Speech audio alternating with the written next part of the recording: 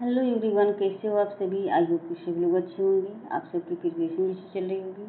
आप सभी का स्वागत है आपके अपने यूट्यूब चैनल टारगेट गोल पीजीटी में। तो एक बार सभी लोग शेयर कर दें क्लास को। क्लास से पहली बार जुड़े हैं प्लीज़ चैनल को सब्सक्राइब कर लें। बस आपके सब्जेक्ट ग्रुप में सोशियोलॉजी होना चाहिए जिसकी क्लास मस्ट हो जाती है। चाहे किसी भी स्टेट का एग्जाम हो, हर एक के लिए मस्ट हो जाती है। तो आज का ये फर्स्ट क्वेश्चन है, सभी लोग एक बार शेयर कर दें।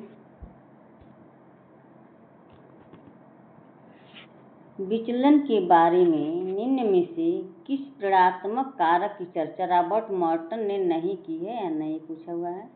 रॉबर्ट मॉर्टन ने नहीं किया है। विचलन के बारे में निम्न में से किस प्रेरणात्मक कारक की चर्चा रॉबर्ट मॉर्टन ने नहीं की है। सामाजिक, आर्थिक, व्यक्तिक, सांस्कृतिक। तो इसका राइट आंसर क्या हो जाएंगे।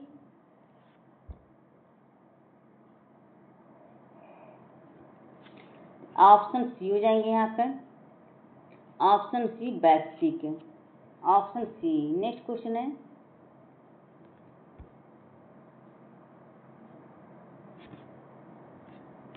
किसने कहा कि ज्ञान का उद्देश्य समस्याओं का समाधान करना है। किसने कहा कि ज्ञान का उद्देश्य समस्याओं का समाधान करना है। John Dewey, PB Young, David स्टन, कैटिगर एवं कार्ज। इसका राइट आंसर क्या हो जाएंगे सभी लोग कमेंट करके बताएं।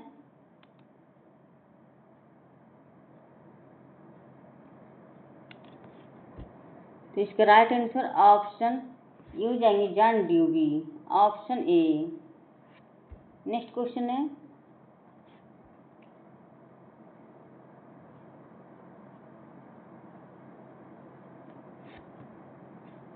भारत में औसत वार्षिक जन्म दर के बारे में निम्न में से कौन सा सही है। भारत में औसत वार्षिक जन्म दर के बारे में निम्न में से कौन सा सही है। 1951 से 61 में 40 प्रति हजार थी, जो 2011 में घटकर 20.11 प्रति हजार हो गई है। भारत में औसत वार्षिक जन्म दर के बारे में निम्न में से कौन सा सही है। तो 51 से 61 में 40 प्रति हजार थी, 40 प्रति हजार थी। तो जो जन्म 11 में घटकर, तभी 11 में घटकर कितना हो गई है, 20.11 प्रति हजार हो गई है। 1951 से 61 में 42 प्रति हजार थी, जो सन 2011 में घटकर 24.8 प्रति हजार हो गई है। सी है 1951 से 61 में 35.42 प्रति हजार थी, जो सन 2011 में घटकर 23.82 प्रति हजार हो गई है। डी है 1951 से 61 में 32.52 प्रति हजार थी, जो 2011 में घटकर 21.80 प्रति हजार हो गई है। इसका क्या हो जाएंगे, कौन सा सही पूछा है। तो इसका राइट आंसर ऑप्शन बी हो जाएंगे। 1951 से 61 में 42 प्रति हजार थी, जो 11 में घटकर कितने हो गए हैं, 24.8 प्रति हजार हो गई है। नेक्स्ट है, किसने सामाजिक अनुसंधान को ऐसे वैज्ञानिक प्रयास के रूप में परिभाषित किया है जिसका उद्देश्य तार्किक और क्रमबद्ध प्रविधियों द्वारा एक नए तथ्यों की खोजना या पुराने तथ्यों की दृष्टि और परीक्षण करना। सेकेंड है, सैद्धांतिक संदर्भ संरचना के अंतर्गत उनके अनुक्रमों, अंतर्संबंधों व कार्यात्मक व्याख्याओं का विश्लेषण करना। तथा थर्ड है, मानव व्यवहार के विश्वसनीय और वैध अध्ययन करने में सहायक नए वैज्ञानिक उपकरणों, संबंधों और सिद्धांतों को विकसित करने हैं। तो इसका राइट आंसर क्या हो जाएंगे, तो ये ऑप्शन ए हो जाएंगी, P B Young. Option A. Next है, नेक्स्ट है यहाँ पे, निम्न में से कौन संभावितता निदर्शन का प्रकार नहीं है? क्या पूछा? निम्न में से कौन सा संभावितता निदर्शन का प्रकार नहीं है? नहीं पूछा हुआ है। दैव निदर्शन, उद्देश्यपूर्ण निदर्शन, सीमित दैव निदर्शन, क्षेत्रीय निदर्शन। इसका राइट आंसर क्या हो जाएंगे? ऑप्शन से बी हो जाएंगे, उद्देश्यपूर्ण निदर्शन, ऑप्शन बी। नेक्स्ट क्वेश्चन है, फ्रेंड्स सभी लोग शेयर कर दें क्लास को। क्लास से पहली बार जुड़े हैं, चैनल को सब्सक्राइब कर लें। जितने लोग वॉचिंग करें सभी लोग शेयर कर दें क्लास को।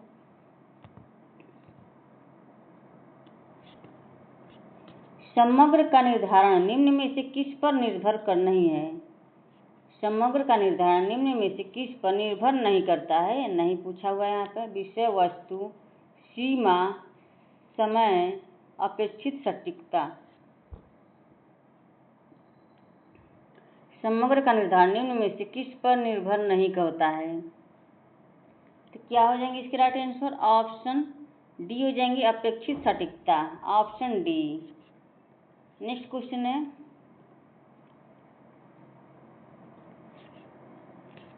ब्लैक एवं चैंपियन ने संभावनामूलक निदर्शन के प्रयोग में कौन सी शर्त नहीं बताई गई है? प्रत्येक इकाई को चुने जाने का समान अवसर, अपेक्षित निदर्शन की मात्रा की निश्चितता, समग्र की परिभाषा और उसके आकार का पूर्ण ज्ञान, अध्ययन के चरों का ज्ञान। इसका राइट आंसर क्या हो जाएंगे?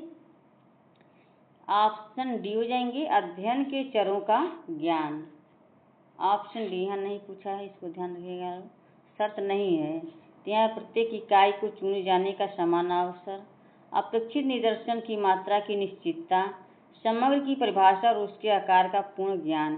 तो ये सभी ब्लैक एंड चैंपियन ने संभावना और निदर्शन के प्रयोग में की थी, लेकिन किसको नहीं की इन्होंने? अध्ययन में चरों का ज्ञान नहीं किया था इन्होंने। तो ऑप्शन यहाँ पर डी हो जाएंगे, नहीं पूछा यहाँ पर। नेक्स्ट क्वेश्चन है, सामाजिक शोध में किसने तार्किक और वैयक्तिक विधियों के प्रयोग पर बल दिया है? सामाजिक बोध में किसने तार्किक और वैयक्तिक व्यवस्थित विधियों के प्रयोग पर बल दिया है? E Fromm, D Hume, P B. Young, J William. तो इसका राइट आंसर क्या हो जाएंगे? तो इसका राइट आंसर ऑप्शन यहाँ पर पी.बी. यंग हो जाएंगे, ऑप्शन सी, ऑप्शन सी हो जाएंगे यहाँ पे। नेक्स्ट क्वेश्चन है, गोल्डथोर्पे और लॉकवुड ने अपने समृद्ध श्रमिक अध्ययन में किस पद्धति का प्रयोग किया? गोल्डथोर्पे और लॉकवुड ने अपने समृद्ध श्रमिक अध्ययन में किस पद्धति का प्रयोग किया? अवलोकना, साक्षात्कार, अनुसूची, प्रश्नावली। तो इसका राइट आंसर क्या हो जाएंगे? ऑप्शन डी हो जाएंगी, प्रश्नावली हो जाएंगी। गोल्डथोर्पे और लॉकवुड ने अपने समृद्ध श्रमिक अध्ययन में किस पद्धति का प्रयोग किया है? तो प्रश्नावली का प्रयोग किया इन्होंने। तो ऑप्शन डी हो जाएंगे। नेक्स्ट क्वेश्चन है, किस प्रकार में प्रश्नों की आवश्यकता होती है जब प्रत्येक प्रश्न सभी उत्तरदाताओं के लिए प्रासंगिक हो यह आवश्यक नहीं है? दोहरे प्रश्न, निदर्शक प्रश्न, निर्देशक प्रश्न, कंटीजेंसी प्रश्न, मैट्रिक्स प्रश्न। इसका राइट आंसर क्या हो जाएंगे यहाँ पर? ऑप्शन सी हो जाएंगे, कंटीजेंसी प्रश्न हो जाएंगे, ऑप्शन सी। नेक्स्ट क्वेश्चन है, अवलोकन विधि में निम्न में से कौन सी प्रक्रिया नहीं घटित होती है? अवलोकन विधि में निम्न में से कौन सी प्रक्रिया नहीं घटित होती है? संवेदना, एकाग्रता, हेरफेर, धारणा। तो इसका राइट आंसर क्या हो जाएंगे? ऑप्शन सी हो जाएंगे, हेरफेर, ऑप्शन सी। नेक्स्ट क्वेश्चन है, किसी कार्यालय में रिश्वतखोरी के प्रतिमान जांच के मामले में आंकड़ा संग्रहण के लिए कौन सी साक्षात्कार विधि उपयोगी है? किसी कार्यालय में रिश्वतखोरी के प्रति जांच के मामले में आंकड़ा संग्रहण के लिए कौन सी साक्षात्कार विधि उपयोगी है? प्रत्यक्ष व्यक्तिगत साक्षात्कार, अप्रत्यक्ष व्यक्तिगत साक्षात्कार, संरचित साक्षात्कार, असंरचित साक्षात्कार। तो इसका राइट आंसर क्या हो जाएंगे? यहाँ पे ऑप्शन बी हो जाएंगे, अप्रत्यक्ष व्यक्तिगत साक्षात्कार, ऑप्शन बी। नेक्स्ट क्वेश्चन है, निम्न में से कौन सा कथन सही नहीं है? कौन सा कथन सही नहीं है? अवलोकन व्यवहारों के अंकन को तुभ संबंध बनाते हैं जब वे घटित होते हैं।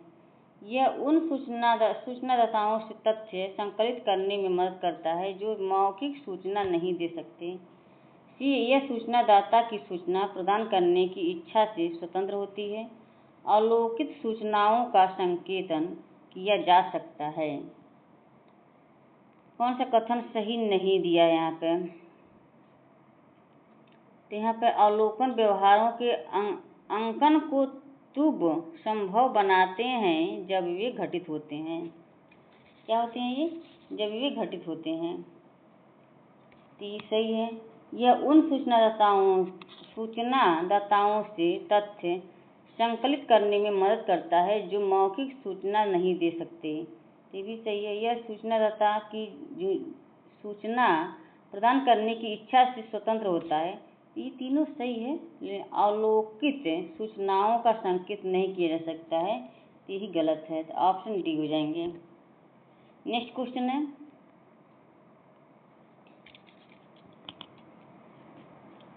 वैज्ञानिक प्राकल्पना की निम्न में से कौन सा लक्षण नहीं है? कौन सा लक्षण नहीं है?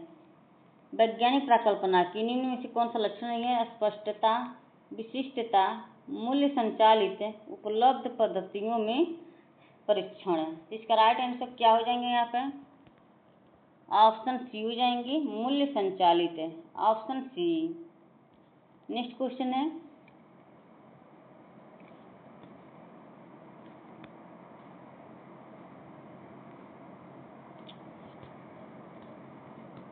अनुसंधान के आकार को छोटा बनाने में निम्न में से कौन सी प्राकल्पना उपयुक्त होती है? अनुसंधान के आकार को छोटा बनाने में निम्न में से कौन सी प्राकल्पना प्रयुक्त होती है? शून्य प्राकल्पना, कार्यकारी प्राकल्पना, संबंधपरक प्राकल्पना, वर्णनात्मक प्राकल्पना। तो इसका राइट आंसर क्या हो जाएंगे? यहाँ पे सभी लोग कमेंट करके बताएं। ऑप्शन बी हो जाएंगी, कार्यकारी प्राकल्पना, ऑप्शन बी। नेक्स्ट क्वेश्चन है, हर्बर्ट स्पेंसर के अनुसार उद्ध विकास का क्या प्रतिमान है? बहुरेखी, द्विरेखी, प्रसार, एक रेखी। तो इसका राइट आंसर क्या हो जाएंगे? यहाँ पे ऑप्शन डी हो जाएंगे, एक रेखीय, ऑप्शन ए। वन लाइनर बोला जाता है इंग्लिश में। स्पेंसर ने अपनी किस पुस्तक में उद्ध विकासीय सिद्धांत को प्रतिपादित किया है? स्पेंसर ने अपने किस पुस्तक में उद्ध विकासीय सिद्धांत को प्रतिपादित किया है? Principle of sociology, first principles of biology, social statics. तो इसका राइट आंसर क्या हो जाएंगे? यहाँ पे ऑप्शन बी हो जाएंगी, first principle, option B. Next question है, अगस्त कॉम्टे द्वारा दिए गए मानव प्रगति के 3 स्तरों के नियम के सही क्रम का चुनाव करें। तात्विक, धार्मिक, प्रत्यक्षवादी, धार्मिक, तात्विक, प्रत्यक्षवादी हो जाएगा। ऑप्शन बी हो जाएंगे, ऑप्शन बी।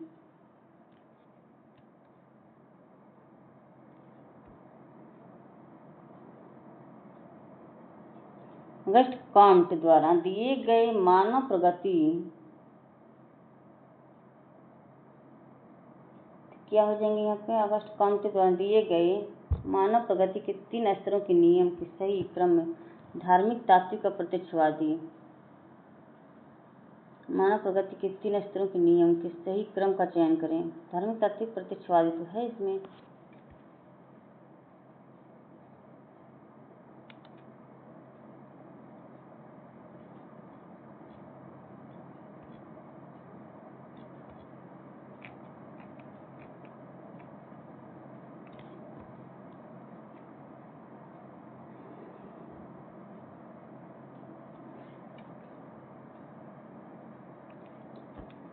तात्विक, धार्मिक, प्रत्यक्षवादी। धार्मिक, तात्विक, प्रत्यक्षवादी। प्रत्यक्षवादी, तात्विक और धार्मिक। यहीं पे कंफ्यूजन हो रहा है। अगस्त कांट द्वारा दिए गए मानव प्रगति के 3 स्तरों के नियम धार्मिक, तात्विक और प्रत्यक्षवादी हो ना।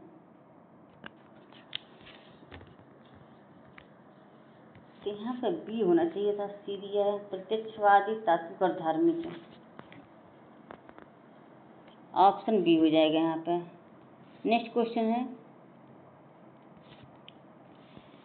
किसने कहा प्रकल्पना एक प्रस्थापन जिसका परीक्षण किया जा सके जाना है।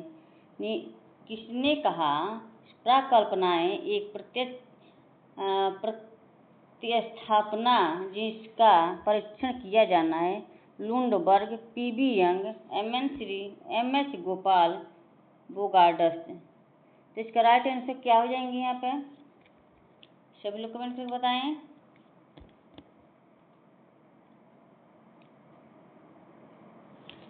ऑप्शन ए हो जाएंगे यहाँ पे, सॉरी हाँ ए हो जाएंगे, option A Lundberg. Next question है,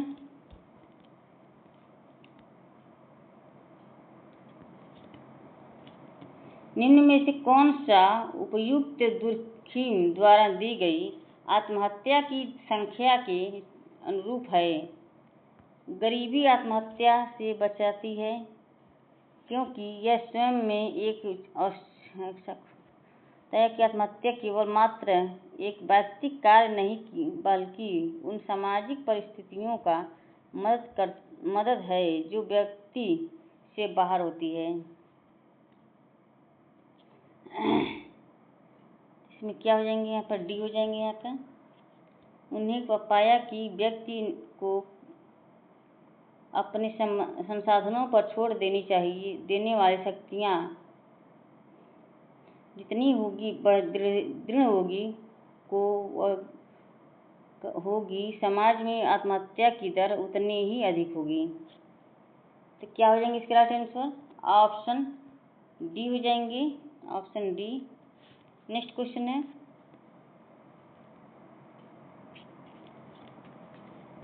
समाज के दबाव के कारण की आत्महत्या को दुर्खिम के किस काम की आत्महत्या कहते हैं। अहमवादी, परार्थवादी, मानव चिंतावादी, भाग्यवादी। तो इसका राइट आंसर क्या हो जाएंगे यहाँ पर, ऑप्शन ए हो जाएंगे। नेक्स्ट क्वेश्चन है,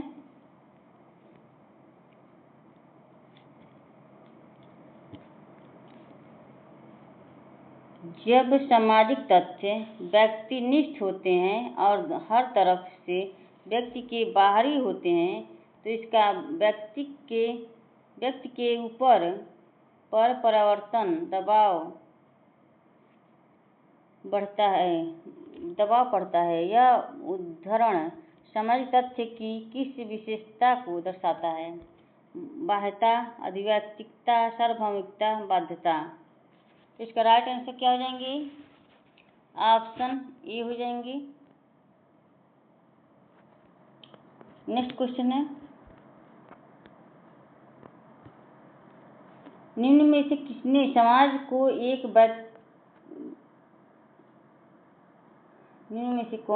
किसने समाज के एक अवश्य के रूप में डार्विन, कांट, वेबर, स्पेंसर, किसने समाज को अवयव के रूप में माना है। इसका राइट आंसर क्या हो जाएंगे ये, option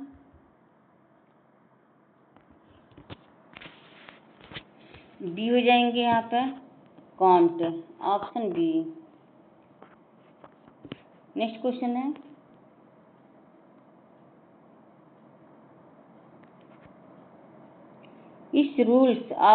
the rules of sociological method पुस्तक में दिए गए उपागमों के प्रमुख प्रयोग दुर्खिम ने अपनी किस अन्य पुस्तक में लिखा है? The division of labour in society, the suicide, primitive class series. इसका राइट आंसर क्या हो जाएंगे यहाँ पे? ऑप्शन ए हो जाएंगे, ऑप्शन ए।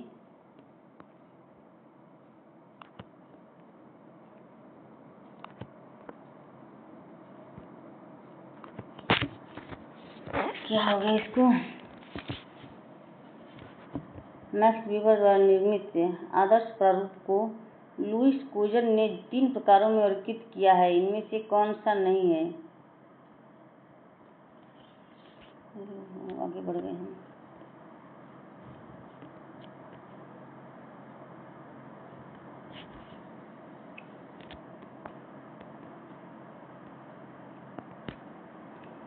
मैक्स वीबर द्वारा निर्मित आदर्श प्रारूप को लुईस कोजर ने 3 प्रकारों में वर्गीकृत किया है। ऐतिहासिक विशिष्टता पर बने आदर्श प्रारूप, राजनीतिक प्रघटनाओं पर बने आदर्श प्रारूप, सामाजिक यथार्थ से जुड़े आदर्श प्रारूप, विवेकपूर्ण व्यवहार से जुड़े आदर्श प्रारूप। तो क्या हो जाएंगे इसके राइट आंसर? ऑप्शन ए हो जाएंगी, ऐतिहासिक विशिष्टताओं पर बने आदर्श प्रारूप। नेक्स्ट क्वेश्चन है,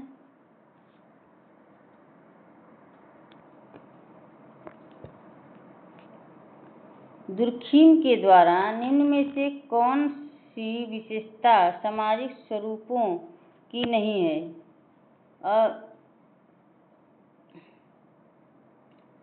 अवैयक्तिक से बाह्य होते हैं, उनके विशिष्ट सामाजिक लक्षण तथा बैठक तत्व होते हैं, वे किसी व्यक्ति समूह की तुलना में अधिक स्थायी नहीं होते हैं। क्या हो जाएंगे इसके राइट आंसर? ऑप्शन डी हो जाएंगे, ऑप्शन डी। यहाँ देखिए नहीं पूछा हुआ है, इसको ध्यान रखिएगा आप लोग। उनके पास सब्जियों का ढेर बाध्य करने की शक्ति होती है, उनके पास व्यक्तियों को बाध्य करने की शक्ति होती है। तो इसका राइट आंसर क्या हो जाएंगे? सभी लोग कमेंट कर बताएं। ऑप्शन डी हो जाएंगे, ऑप्शन डी।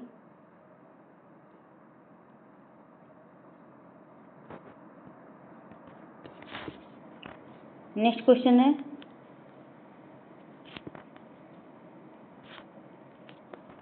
निम्न में से कौन सा देवत्व आदर्श प्रारूप का लक्षण है? आदर्श प्रारूप यथार्थ स्थितियों में समस्याएं, समानताएं और विचलन निश्चित होते हैं।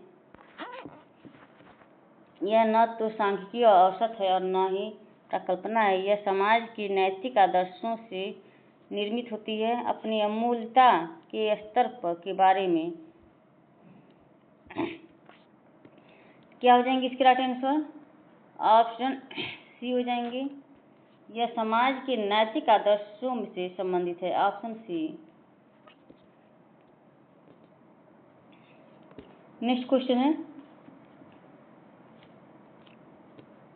निम्न में से कौन सा कथन धार्मिक आदर्शों और पूंजीवाद के बीच उद्देश्यवादी ही द्वारा दी गई संबंध व्यवस्था के अनुरूप है? क्या हो जाएंगे ये?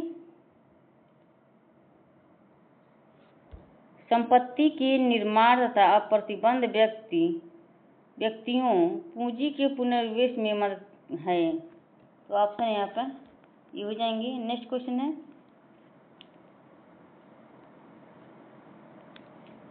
इनमें से कौन सी आदर्श प्रारूप नौकरी की विशेषता नहीं है? कार्यालय संस्करण, तो इसमें राइट आंसर क्या हो जाएंगे?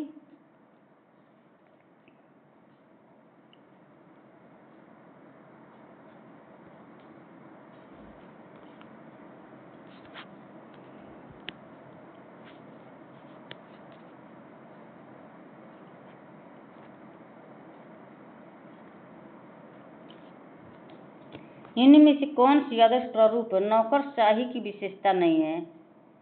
कार्यालय संस्थानात्मक व्यवस्था में संगठित होते हैं। प्रत्येक कार्यालय में कुछ दायित्व होते हैं तथा उन्हें पूरा करने का अधिकार होता है। कार्यालय का कार्य नियमों से होता है, नियम ही बनाए जाते हैं। तो इसका राइट आंसर क्या हो जाएंगे? सभी कमेंट कर बताएं। ऑप्शन ए हो जाएंगे, कार्यालय संस्थानात्मक व्यवस्था में संगठित होता है। तो इसका राइट आंसर क्या हो जाएंगे? ऑप्शन ए हो जाएंगे, कार्यालय संस्थानात्मक व्यवस्था में संगठित होते हैं। Option A. तो फ्रेंड्स, क्लास में समाप्त करते हैं। आई होप कि क्लास पसंद आई। क्लास को ज़्यादा शेयर करें। क्लास से पहली बार जुड़ें तो चैनल को सब्सक्राइब कर लीजिएगा। Okay, bye bye, good night, take care.